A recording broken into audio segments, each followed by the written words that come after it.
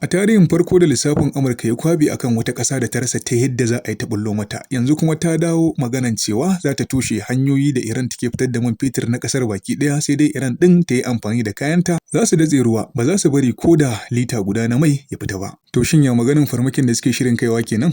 An rawaito cewa Amurkan tana la'akari da zaɓuka guda biyu masu tsauri akan Iran. Na farko, ƙaƙabawa Iran manya-manyan takunkumai ta hanyar datse tekunta inda ba za a taɓa giftawa ta ɓangaren soji ko ta man fetur ba. Ta biyu kuma ta hanyar toshe hanyoyi ta fitar da man fetur wato naval blockage. Iran ba za ta taɓa motsi ta ɓangaren fitar da man fetur ɗinta ba wata ƙasa, sai da duk abin da ta haƙa ta yi amfani da kayanta.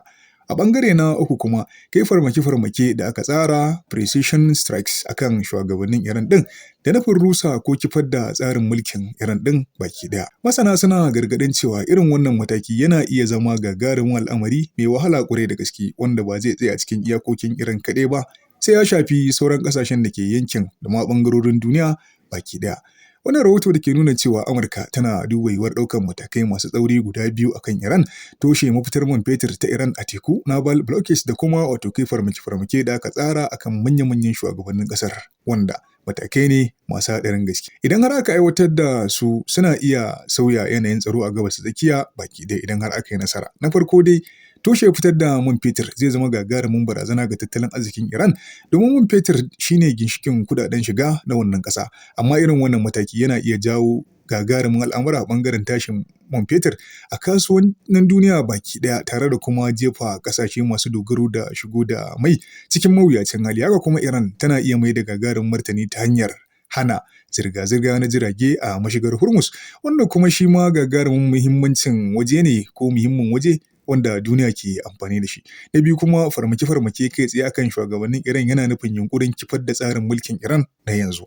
Wannan kuma ba ƙaramin haɗari ba ne, domin zai iya janyo martani mai tsanani daga Iran da ƙawayenta a wannan yanki, ciki har da kai farmake-farmake akan sansanonin sojin ƙasar mamaya da ma na Amurka da sauran abokan hulɗarsu na ƙasashen Larabawa.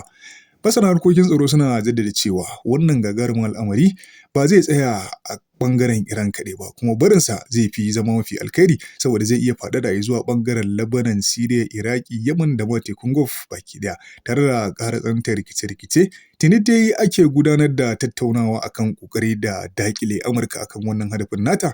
Sakamakon idan har ta kuskura ta yi ɗaya daga cikin wannan, to gaskiya duniya ce za ta faɗa cikin wani yanayi kamar da masana suke bayani akai.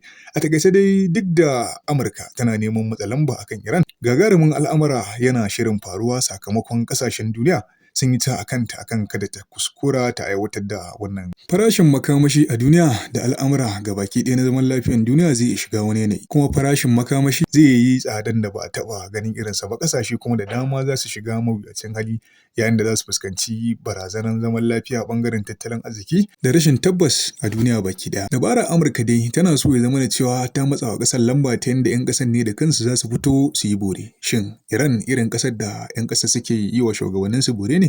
Koko ta sha bamban da sauran ƙasashen da ake gani sakamakon abubuwan da suka faru a baya? Ya kuke ganin waɗannan al'amura 'yan uwa? Iran ɗin za ta zauna ta yi shiru ya zama cewa an tushe mata hanyoyin fitar da man fetur wanda ta dogara da shi kaso mai yawa a ƙasar? Ko kuma duniya ta shirya karɓan wani sabon baƙon al'amari wanda zai iya jefa ta a cikin wani yanayi? Ku faɗa mana ra'ayoyinku a comment section, kada ku manta kuma da sharing, like da comment. Wannan rahoto yana zuwa daga Hausa Global News.